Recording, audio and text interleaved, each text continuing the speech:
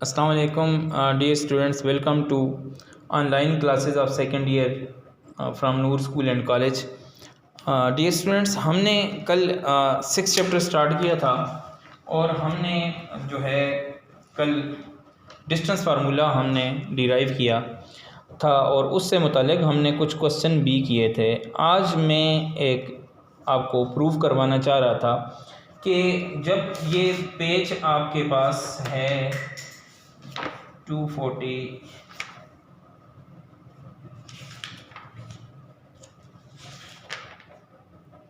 ये page number 240 पे है कि किसी भी लाइन सेगमेंट को हम अगर रेशो में डिवाइड करें, coordinate of a point that divides the line in the segment of given ratio.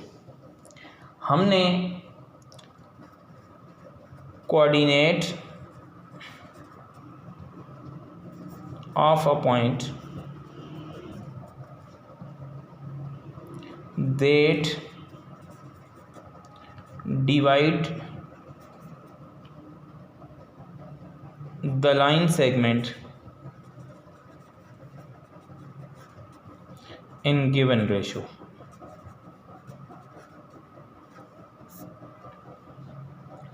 इससे पहले कुछ चीज़ें हमने डिस्कस करनी है, वो मैं अलग पेज ले लेता हूँ कि what is similar triangles. What do you mean by similar triangles?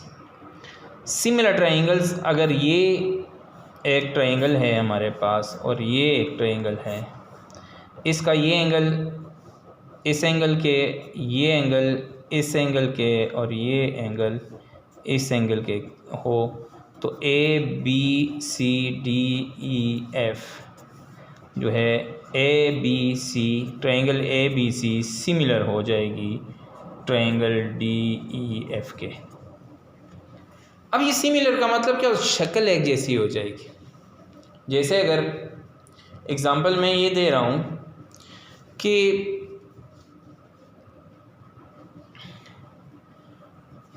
ये भी एक राइट एंगल ट्राइंगल है और ये भी एक राइट एंगल ट्राइंगल है, ये दोनों मैंने एक बड़ी ट्राइंगल एक छोटी, ये शक्ल के एतबार से सिमिलर हैं। जैसे हमारे यहाँ जब बच्चा पैदा होता है ना, तो फिर उसके एंगल देखे जाते हैं। अच्छा, जो आंखें बड़ी बड़ी हैं दादा की तरह हैं जी, तो ये माशाल्लाह जी, ये नाक कितनी प्यारी है, ये तो मेरे दादी बोलेगी मेरे बेटे की तरह है। काला हुआ तो फिर तो बोलते हैं ननिहाल पे गया है।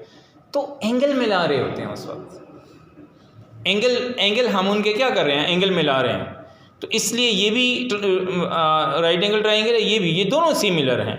क्यों? इस एंगल इस एंगल के इस एंगल, ये वाला एंगल और ये वाला एंगल बराबर हैं, तो फिर ट्राइंगल सिमिलर हो जाएंगी। और ये बात हमने 10 के थ्योरम में की थी कि फिर A B by D E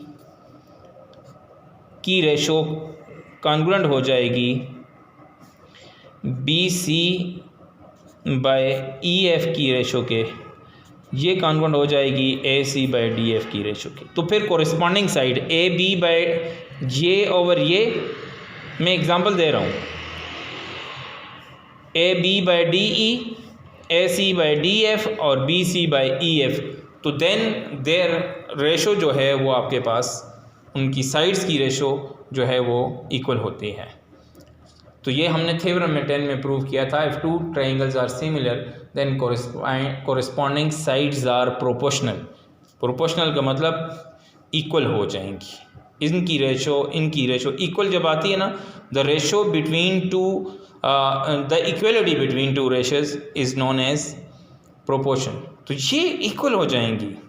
A B ratio D E, B C ratio E F, इसकी जगह आप 4 डॉट डाल सकते हैं, इनकी जगह 2 डॉट डाल सकते हैं। बात तो फिर भी हुई। तो ये वाली बात हमने यहाँ पे यूज़ करनी है। और हमने इंटरनल डिवीजन का बुक वाले मेथड से मैं नहीं करता, क्योंकि कुछ थोड़ी सी मिस्टेक इन्होंने की हुई है और ये मुझे ज़्यादा आसान लगा कि अगर हम इस तरीके से करेंगे तो हमें आसानी हो जाएगी। फर्स्ट आपने यूँ करना है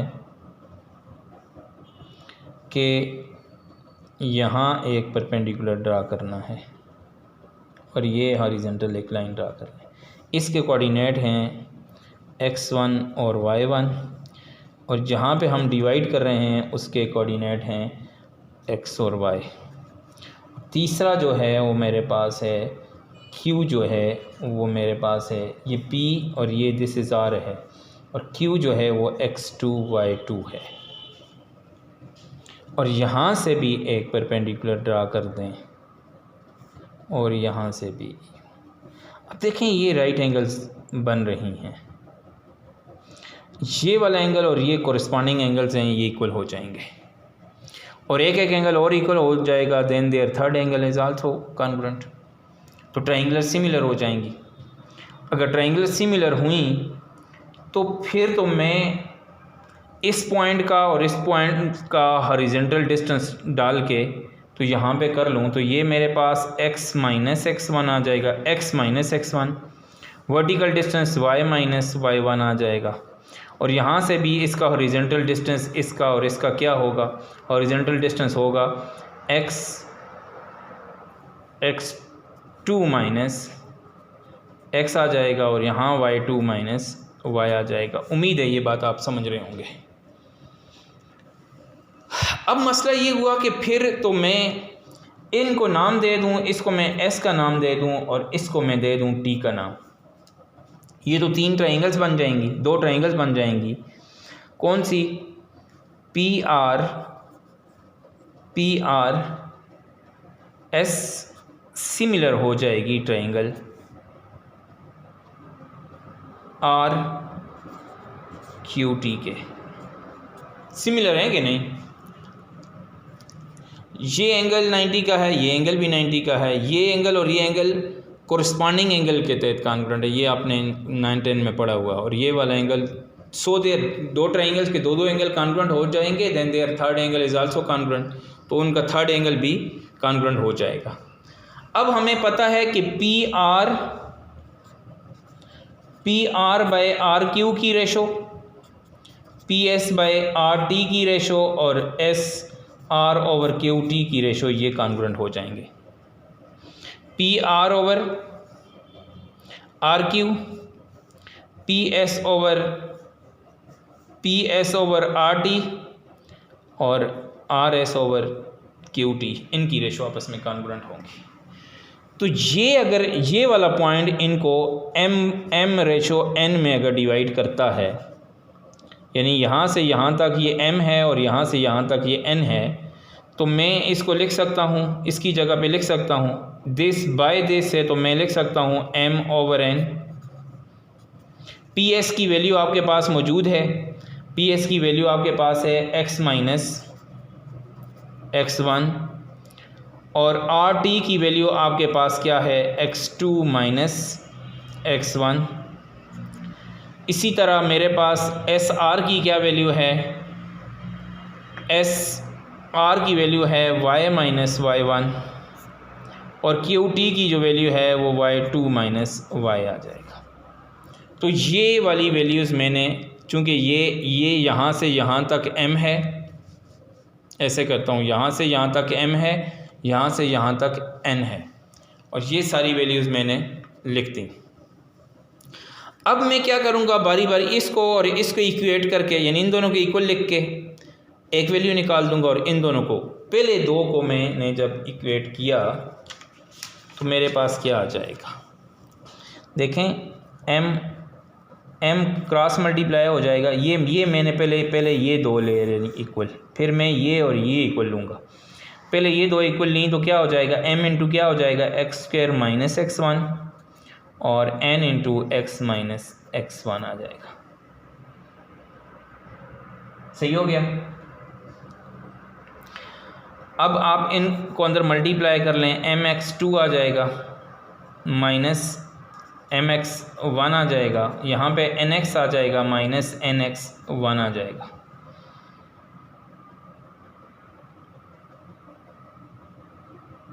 ठीक हो गया। अब चूंकि मैंने सिंपल ये है कि मैंने यहाँ से वैल्यू निकाल लेनी है,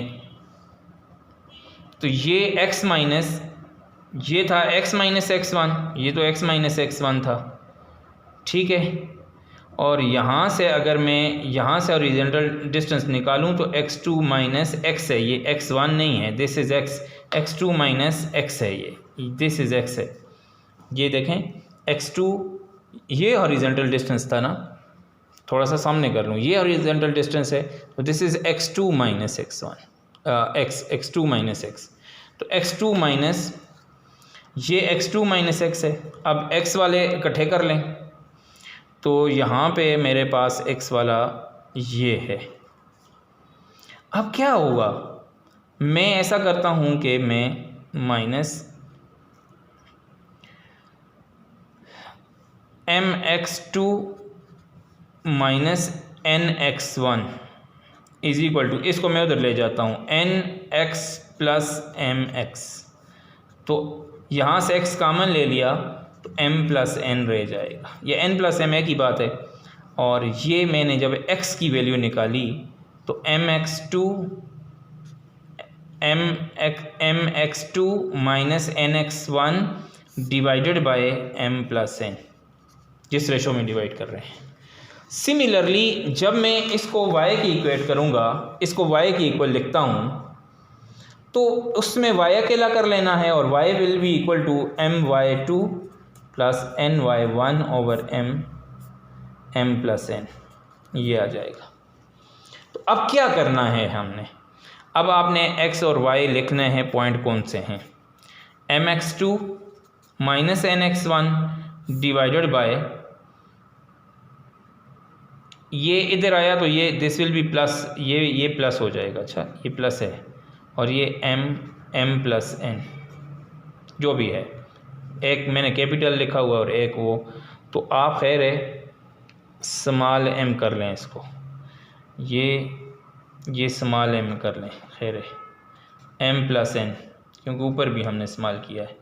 और दूसरा हमारे पास आ जाएगा my2 plus ny1 over m plus n, इसको भी इस्तेमाल कर लें क्योंकि नाम स्मॉल में लिखे हैं।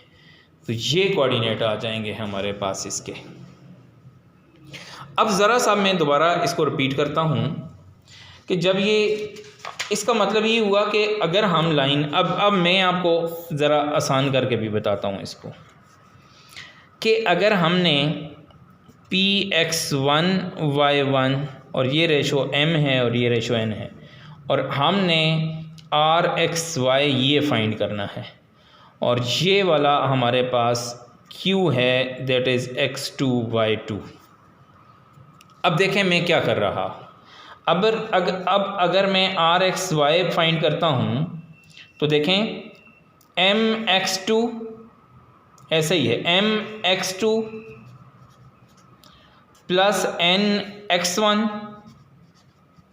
Divided by m1 plus m2, ये पहला कोऑर्डिनेट है। और दूसरा कोऑर्डिनेट क्या आ जाएगा, दूसरा कोऑर्डिनेट my2 प्लस ny1, इधर पहला उठाना है, divide by m1 plus m2। ये शॉर्ट तरीका भी है जो मैंने इसको आपके सामने कर लिया। तो ये आज आपने जो है वो प्रूफ इसका करना है। मैं फिर रिपीट करता हूँ कि आपने करना क्या है, आपने आपने एक पॉइंट ले लिया, आपने यहाँ से परपेंडिकुलर ड्रा किया और ये हॉरिजॉन्टल लाइन ड्रा की, यहाँ से परपेंडिकुलर ड्रा किया और यहाँ से हॉरिजॉन्टल लाइन ड्रा की। अब ये भी 90 का एंगल है, ये भी 90 का एंगल है, ये और ये कोरिस्पॉन्डिंग एंगल होने की वजह से बराबर हैं। जब किसी भी ट्राइंगल के दो एंगल कॉन्ग्रुएंट हो जाते हैं, then there third angle will be also congruent. जब जो कॉन्ग्रुएंट हुआ तो क्या करेंगे, तो आपने क्या करना है, तो आपने ये करना है कि चूंकि ट्राइंगुलर सिमिलर हैं तो फिर हमारे पास देखें यहाँ से इसका हॉरिजॉन्टल डिस्टेंस क्या है, x माइनस x1 और y माइनस y1, ये वर्टिकल आ जाएगा। इस इधर हॉरिजॉन्टल क्या होगा, x2 माइनस x और y2 माइनस y। और उसके बाद आपने सिमिलर ट्राइंगल्स की प्रॉपर्टीज़ लगा लेनी है कि ये दोनों ट्राइंगल जो हैं वो सिमिलर हैं। तो P R by R Q, P S by R T उसी तरतीब से लिए हैं, और SR या RS/QT, और ये वैल्यूज़ आपने इधर लिख लेनी है। इसमें से आपने x वाली टर्म्स इकट्ठी करनी है, उसमें आपने y वाली टर्म्स इकट्ठी करनी है। ये सम अप कर रहा हूँ, और उसके बाद आपका y कोऑर्डिनेट भी आ जाएगा और x कोऑर्डिनेट भी आ जाएगा। आई होप सो कि आपको ये बात समझ आई होगी। और मैं अभी आपको डायरेक्ट उस क्वेश्चन पे ले जाता हूँ जो मैं आपको करवाना चाह रहा था कि आपने किस रेशो में डिवाइड करना है। और ये देखें क्वेश्चन नंबर 9 है, और ये सारे का सारा आपने करना है। देखें ये m और ये n दे रहा है, यानी m 5 है और ये 7 है n, और x1 y1 भी है और x2 y2 भी है। मैं एक क्वेश्चन करता हूँ, बाकी वैल्यूज़ आप खुद डालेंगे इसमें। मैंने पहले इसका प्रूफ करवाया, अब मैं इससे मुतल्लिक़ जो क्वेश्चन हैं मैं उनको डिस्कस करता हूँ आपके साथ। बुक मेरे पास पड़ी हुई थी, मैंने कहा आपके साथ ये बात शेयर कर दूँ। ये सारे 9 के सारे पार्ट आपने करने हैं, 9 के सारे पार्ट करने हैं। अब फार्मूला भी मैं अपने पास सामने रखता हूँ और फिर ताकि आसानी हो जाएगी। P जो है दैट इज़ 1 2 है, और Q जो है वो मेरे पास ये है, और लेट्स है कि P जो है हमारे पास जो P है दैट इज़ x1 y1 है, और इक्वल है किसके 1 और 2 के P, तो ये 1 2 के बराबर है। तो x1 किसके बराबर आ गया, x1 2 है, और y1 क्या है, x1 1 है, y1 क्या है 2। इसी तरह q जो है वो x2 y2 के इक्वल आया, तो इम्प्लाइज़ क्या करेगा कि हमारे पास x2 भी 3 है और y2 क्या है 4। वी नो दैट कि rxy जो है मेरे पास किसके इक्वल है, mx2 प्लस nx1, और रेशो भी दे रहा है कि m/n जो है वो 5/7 है, ओवर m1 प्लस m2, और यहाँ पे मेरे पास आ जाएगा my2 plus ny1 over m1 plus m2, ये आ जाएगा। अब वैल्यूज़ पुट करें ना, m क्या है, m 5 है, x2 क्या है 3 है, n क्या है, n आपके पास 7 है, x1 क्या है 1 है, डिवाइडेड बाय 5 प्लस 7, वैल्यूज तो दी हुई हैं। और m क्या है, m आपके पास है m 7 है, m 5 है, ये 5 आ गया, और y2 क्या है, y2 इंटू 4 आ जाएगा, प्लस n क्या है, n 7 है, और y1 क्या है, y1 2 आ गया, ओवर m1 m2, और m1 m2 से मुराद क्या है यहाँ पे। अब m1 m2 से मुराद ये है इसकी के जो रेशो, जिस रेशो में हम कर रहे हैं, तो mn न करें m1 m2, इसने m1 m2 कहा, और यहाँ पर भी m1 और m2 का नाम दे दें आप, ठीक है, या m प्लस n कर लें, चलें यहाँ पे m प्लस n कर लें, हमें m प्लस n पता है, ठीक है, m1 भी ना करें। और ये क्या है, ये मेरे पास 5 प्लस 7 है, ठीक हो गया, mn और m प्लस n, ये m1 नहीं है, m प्लस n है, फार्मूला मैंने उसमें कन्वर्ट किया हुआ है। ये 15 प्लस 7 आ जाएगा ओवर 12, और ये 20 प्लस 14 आ जाएगा ओवर 12, तो दिस विल बी 22/12 आ जाएगा, और ये 34/12 आ जाएगा। ये आपके पास 11/6 आ जाएगा, और ये आपके पास 17/6 आ जाएगा, और ये आपका आंसर है। अब आपने क्या करना है, अब आपने बाकी 3 B वाला, C वाला और D वाला आपका होमवर्क है। अब क्या करेंगे, फिर दोबारा रिपीट करता हूँ, ये M और N है, M और N आपके पास रेशो ये दे रहा है। आपने क्या करना है, P और Q, M1 M2 का नाम भी दे सकते हैं, MN का नाम भी दे सकते हैं, जैसे आपकी मर्ज़ी है आप उसको करें। और मैंने यहाँ पे देखें, यहाँ पे M1 M2 लिखा है, ये MN हो या M1 M2 इससे कोई फ़र्क नहीं पड़ता, रेशो का नाम है बस। बाकी फार्मूला आपके पास ये है, और आपने x1 x2 y1 y2 और m और n ये वैल्यूज़ आपने इधर डालनी है। और जो है आप इसको इसके कोऑर्डिनेट फाइंड कर सकते हैं। आई होप सो कि आपको बात समझ आई होगी। क्वेश्चन नंबर 9 आपने सारा करना है। कोई मसला हुआ तो मेरे साथ डिस्कस करें वॉइस मैसेज में। बहुत शुक्रिया। अस्सलाम वालेकुम।